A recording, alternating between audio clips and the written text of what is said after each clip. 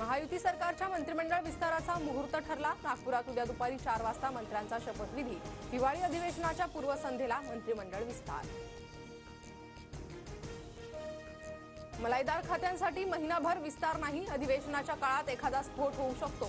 संजय राऊतांकडून शंका व्यक्त। सागर बंगल्यावर फडणवीस शिंदेंमध्ये खातेवाटपावरून पाऊण तास चर्चा। उद्या नागपुरात मंत्रिमंडळाचा विस्तार, मात्र अजूनही खलबत सुरूच। मुख्यमंत्री फडणवीसांकडे गृह आणि अर्थ खातं असणार, तर शिंदेंना नगरविकास महसूल खातं आणि अजित पवारांना गृहनिर्माण सार्वजनिक बांधकाम खातं मिळणार।